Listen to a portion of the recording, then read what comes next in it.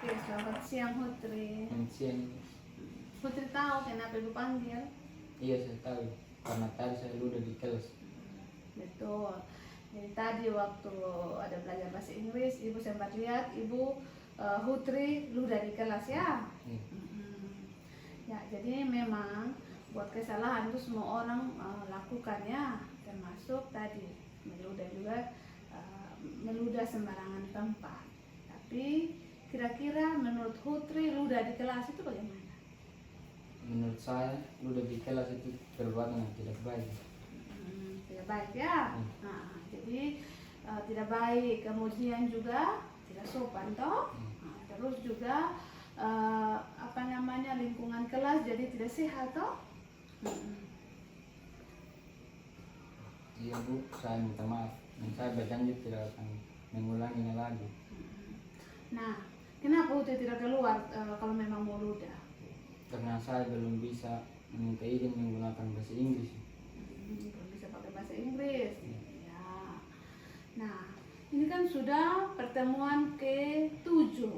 Kita belajar bahasa Inggris ya, pertemuan ke-7. Nah, semestinya kan harus sudah hafal. Kan dari awal pertemuan itu kita sudah sepakat sama-sama semua. Semua aktivitas di kelas harus pakai bahasa Inggris. Termasuk izin tadi toh. Masih ingat toh? Apa kita punya kesepakatan dulu?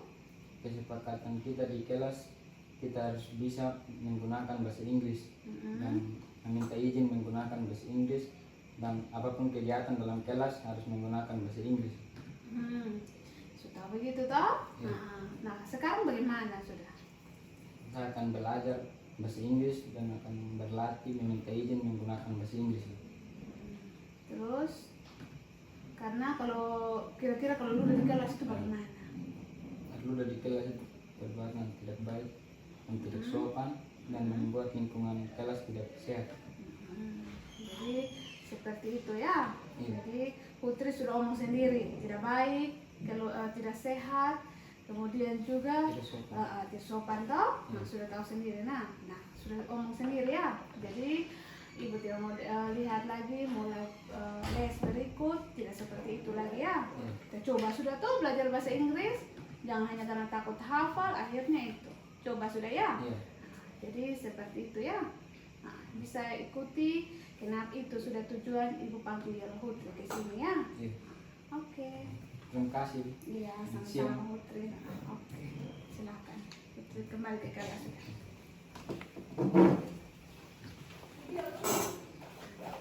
Selamat siang. Iya, siap.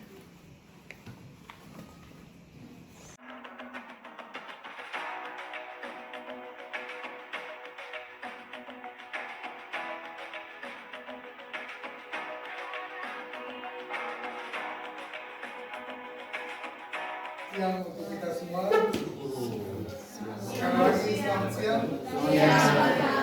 Apa kabar semuanya? Luar biasa. Baik, pada kesempatan ini saya dan Irni selaku Duta Untuk Penggerak Angkatan 9 mengucapkan terima kasih kepada teman-teman sekalian yang sudah boleh hadir pada kesempatan siang hari ini. Pada siang hari ini sedikit kami meminta waktu teman-teman sekalian terkait dengan tugas yang diberikan kepada kami tentang sosialisasi budaya positif di sekolah kita. Nah, untuk Bapak Ibu ketahui bahwa selain tugas yang diberikan kepada kami, ini juga sebenarnya suatu kesempatan bagi kita untuk kita menumbuhkan budaya positif di sekolah kita, di mana kegiatan atau budaya positif ini sudah kita terapkan juga, hanya mungkin selama ini kita kurang terlalu perhatikan. Tapi dengan adanya kegiatan siang hari ini diharapkan kita semua boleh menerapkan hal budaya positif di sekolah kita. Menerapkan budaya positif ini penting untuk kita supaya pembelajaran di kelas khususnya boleh berjalan efektif sesuai dengan yang kita harapkan bersama. Dan ini butuh kesabaran, keuletan, kerja keras dan kreativitas dari kita semua, sehingga pelaksanaan budaya positif berjalan dengan baik. Teman-teman sekalian, ada beberapa materi yang kami gambarkan kepada kita semua yang diharapkan setelah ini kita bisa mempraktikkan masing-masing di dalam kelas. Nanti kita akan lihat hasilnya Bapak Ibu, karena sesuai pengalaman saya di BRI sudah beberapa hal yang kami terapkan di kelas. Antusias para siswa untuk pelajaran sudah cukup baik, yang sebelumnya dirasakan belum, tapi pelan-pelan kami berusaha bisa mengarahkan peserta didik khususnya supaya mereka bisa berpartisipasi aktif dalam kegiatan pembelajaran di kelas. Kalau kita betul menerapkan budaya positif, Bapak Ibu yakin bahwa pelaksanaan kegiatan pelajaran di kelas akan berjalan dengan baik dan kita tidak lagi atau meninggalkan. Di sini butuh kolaborasi yang baik antara kita sebagai guru dan juga peserta didik kita. Dan kita memacu semangat anak-anak kita supaya mereka lebih kreatif lagi dalam kelas. Kalaupun ada persoalan yang kita hadapi, nanti ada tipsnya yang berkaitan dengan masuk dalam budaya positif ini. Sehingga nanti kita bagaimana menangani persoalan yang dihadapi oleh siswa kita, itu nanti ada. Baik Bapak Ibu, untuk tidak memperpanjang waktu, pada kesempatan ini ada 2 sesi. Sesi pertama nanti akan disampaikan oleh Ibu Erni di Senior SPD selaku calon ibu penggerak juga. Dan nanti sesi kedua saya akan memberikan gambaran juga terkait beberapa materi yang jelas berhubungan dengan budaya positif. Baik Bapak Ibu, kita akan masuk pada sesi pertama, akan disampaikan oleh Ibu Erni. Kepada Ibu Erni, saya silakan kita beraplaus untuk Ibu Erni. Shalom, selamat siang teman-teman. Masih semangat? Masih. Berapa bakar semangat? Boleh. Bakar? Ya, kalau bensin. Udah kita kewer kok. Boleh. Ya, kalau itu bangun semua. Oke deh. Mungkin apa nih?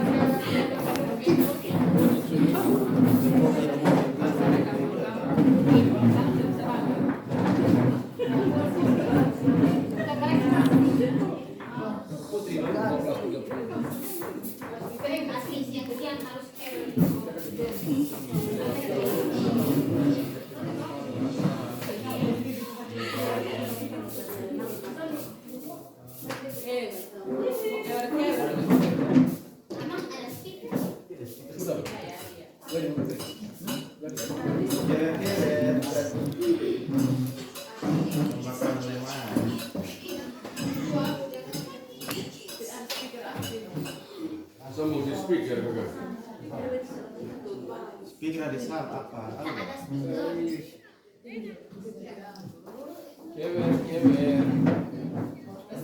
Bakar. Ayo, Pak. Kita bakar. Temperatur dari 80 kilo. Kasih bakar.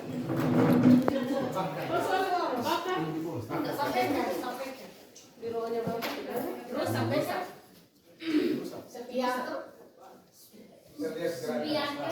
ini pasukan kewer. Mengkilap speaker. Itu ada hasil suara. Iya. Ini pembakaran lemak. Lemak siang-siang. Lemak jahat.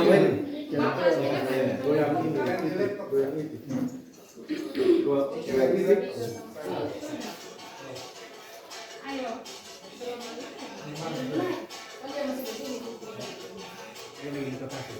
Penasan dulu.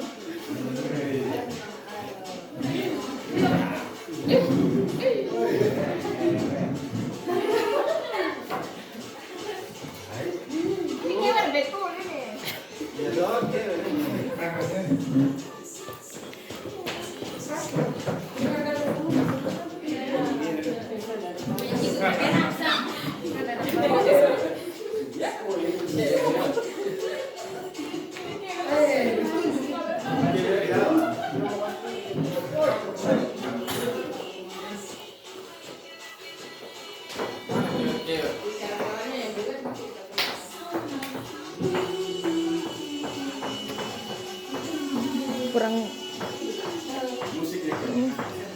Ini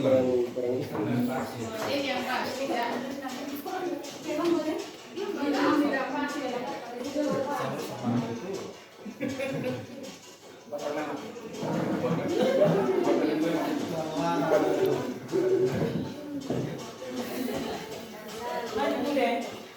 Kira-kira Sandro. Ya. Lu jangan kamera. Mas, papukin aja.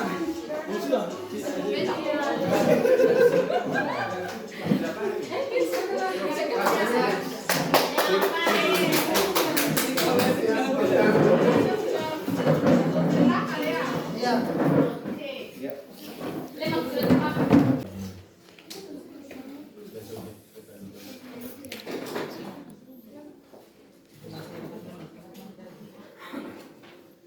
Oke, selamat siang teman-teman.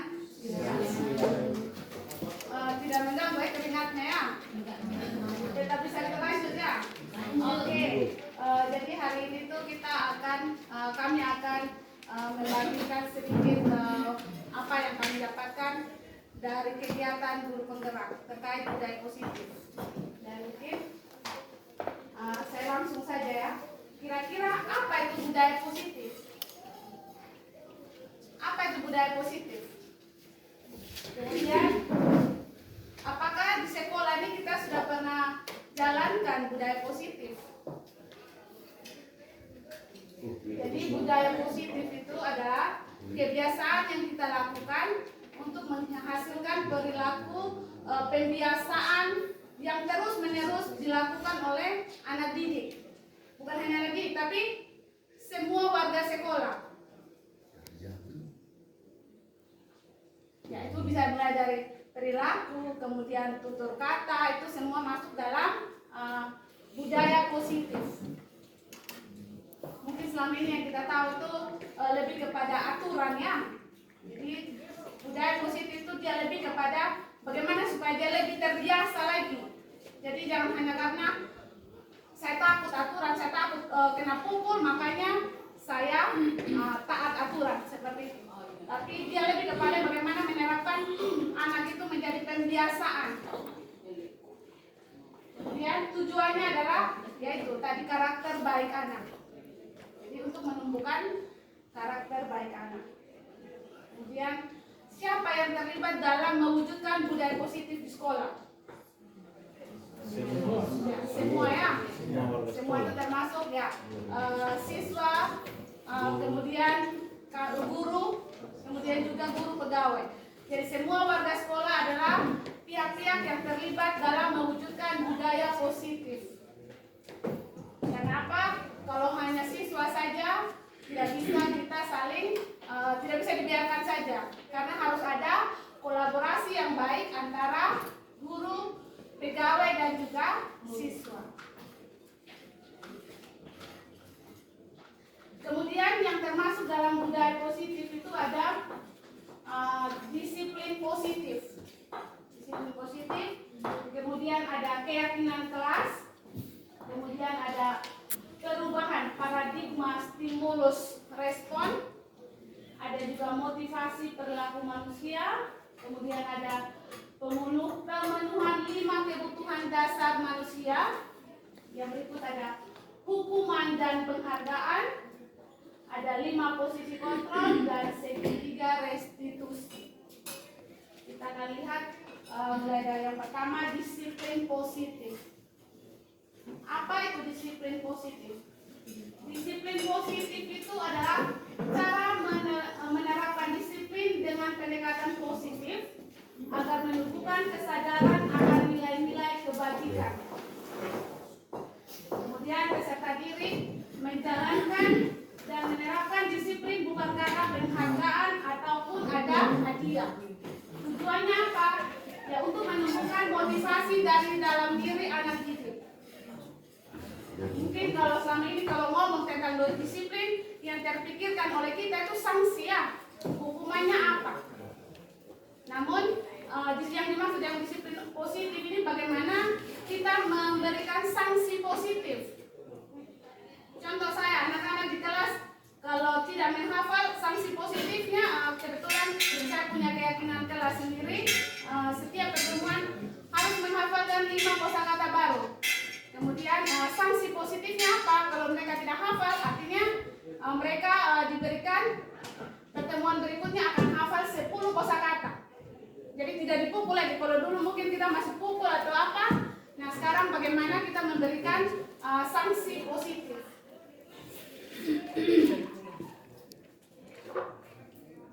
Yang berikut tentang keyakinan kelas. Keyakinan kelas itu metode untuk menimbulkan kembali disiplin positif yang didasari oleh motivasi dari dalam diri. Jadi keyakinan kelas itu mungkin lebih kepada masing-masing kita, bagaimana kita menerapkan di kelas. Setiap kita mungkin punya kesepakatan masing-masing setiap guru pelajarannya. Kalau tadi saya sempat sudah saya sampaikan keyakinan kelas saya, contoh semua aktivitas di kelas wajib pakai bahasa Inggris, termasuk mau keluar masuk. Jadi kalau tidak izin pakai bahasa Inggris itu artinya si anak yang mau keluar ini dia tidak bisa dapat izin keluar, walaupun dia sudah sakit perut izin mau lari-lari, tapi ketika dia tidak pakai bahasa Inggris dia tidak akan dapat izin keluar. Nah mungkin itu salah satu penerapan disiplin positif di dalam kelas, yaitu bagaimana membiasakan anak untuk ngomong bahasa Inggris dulu. Jadi itu tujuannya adalah membentuk karakter positif pada anak lewat kebiasaan-kebiasaan kecil di kelas.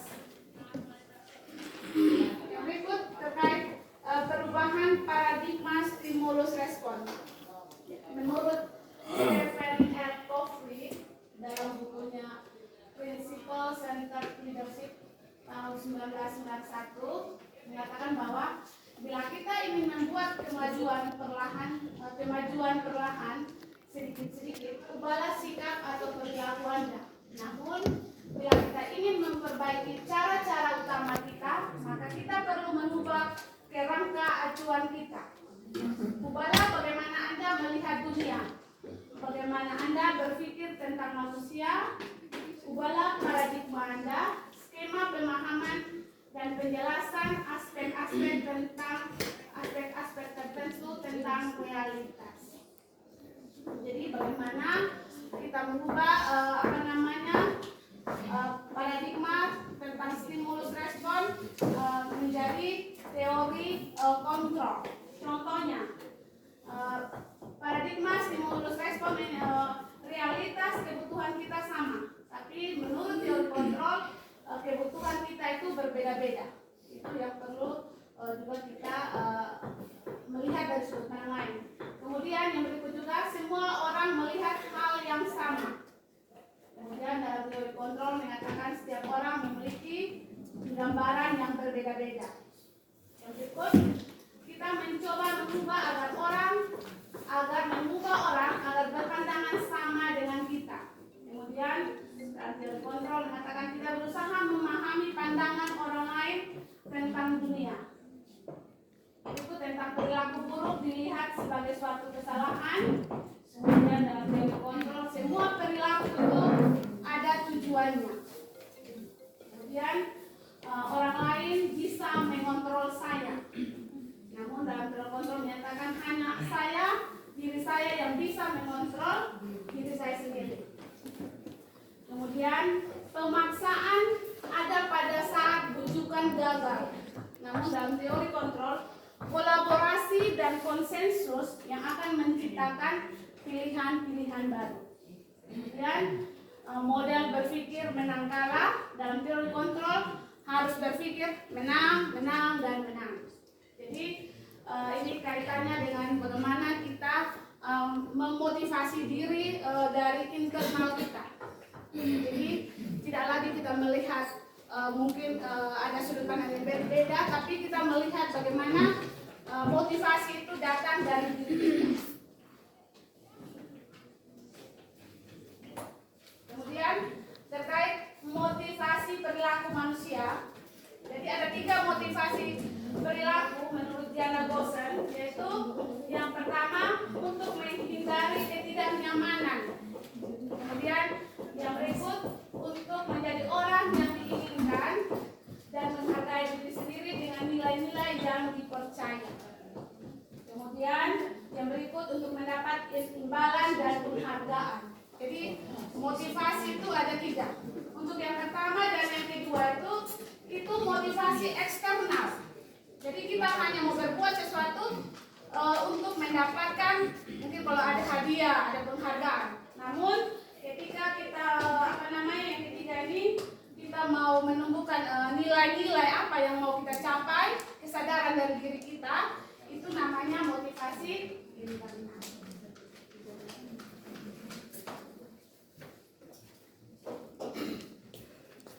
Oke, mungkin itu saja terkait budaya positif.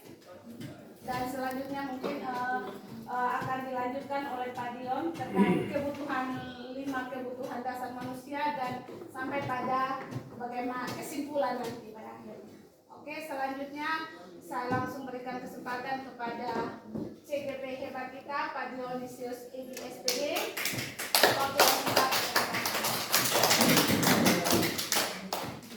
Baik, selamat siang kita semua. Siap. Terima kasih karena masih bertahan. Dan terima kasih juga untuk Ibu Erni yang sudah memaparkan beberapa konsep tadi tentang budaya positif.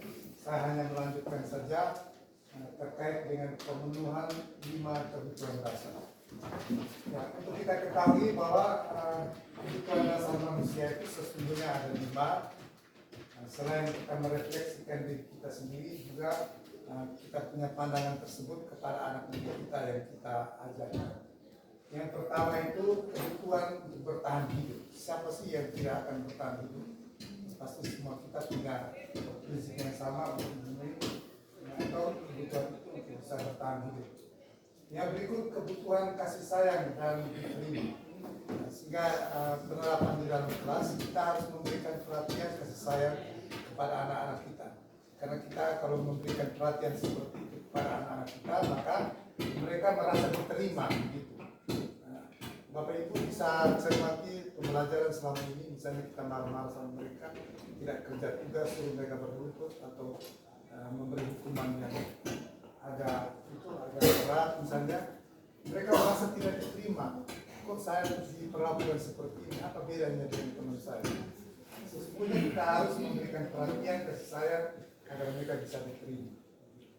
Terus yang kedua, kebutuhan pengakuan atas kemampuan. Ya, setiap anak kita itu kemampuannya berbeda-beda. Sekalipun pertanyaan yang kita ajukan dia tidak bisa menjawab, kita beri semangat lagi kepada mereka, memberikan contoh-contoh atau gambaran lain supaya memacu mereka untuk berpikir begitu. Kasih contoh-contoh yang realistis begitu. Mungkin dengan apa yang kita angkat mereka bisa cermat, dengan apa yang mereka dapat sendiri mereka bisa tahu begitu. Sehingga mereka bisa mengetahui kemampuan mereka. Dan inilah kebutuhan yang ketiga itu untuk pengakuan atas kemampuan yang dimiliki oleh setiap orang. Yang berikut kebutuhan akan kebebasan. Semua orang pasti itu bebas. Demikian juga dalam pembelajaran kita di kelas, kita tidak mengikat anak-anak kita. Biarkan mereka bebas untuk mengeluarkan ekspresi mereka, mengeluarkan pendapat mereka, terutama dalam forum-forum diskusi. Berikan mereka bebas. Terus kebutuhan akan kesenangan. Saat mereka senang, kita juga harus membangkitkan semangat mereka supaya mereka senang. Kalau mereka bebas, mereka senang, masuk ke materi berikutnya, pasti mereka akan bisa mengikuti dan bisa mencerna. Oke, berikut kita masuk pada poin yang berikut, hukuman dan penghargaan. Di situ ada pengertian hukuman. Hukuman adalah bentuk pengendalian perilaku seseorang yang bersifat memaksa dan menyakitkan dengan menciptakan identitas gagal. Ya, sedangkan penghargaan adalah bentuk pengendalian seseorang dengan suatu benda atau istilah. Untuk dua jenis hukuman ini, hukuman dan penghargaan, itu tidak dianjurkan dalam pelaksanaan pembelajaran di kelas. Karena ini sangat mengganggu. Kalau hukuman yang menciptakan identitas gagal membuat mereka merasa terpojok begitu. Mereka merasa bahwa yang saya buat ini salah sekali. Padahal kita tidak tahu ke dalam hati mereka apa yang mereka ingin. Demikian juga kalau mereka berhasil misalnya, kita memberikan penghargaan kepada mereka, hadiah dan seterusnya. motivasi ini akan muncul terus pada diri mereka. Kalau saya berbuat begini, nanti saya akan dapat hadiah. Sesungguhnya motivasi seperti ini tidak dianjurkan karena ini masuk dalam motivasi eksternal. Ya, berikut kita masuk pada 5 posisi kontrol. Ada penghukum, ada pembuat rasa bersalah, teman, memantau, manajer.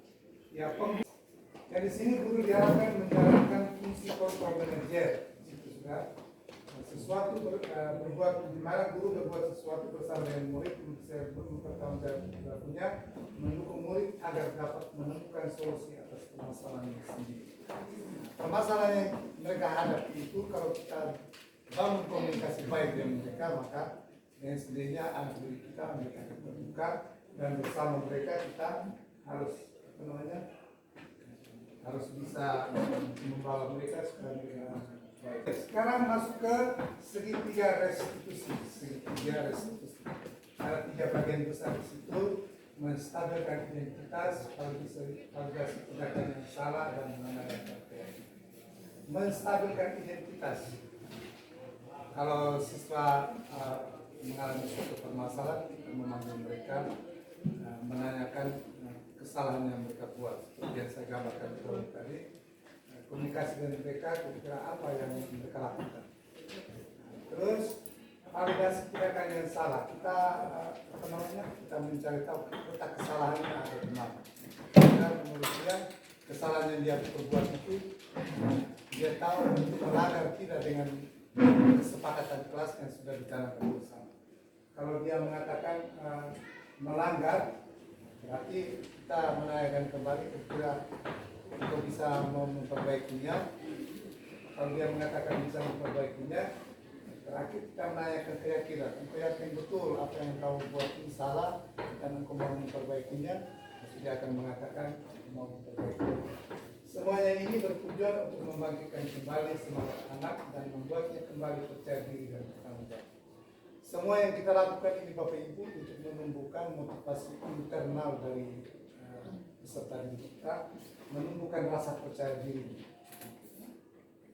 Itu untuk segitiga restitusi. Sehingga kalau kita mau membuat skenario atau membuat contoh, apabila kita menemukan anak-anak kita berbuat kesalahan di kelas, panggil mereka.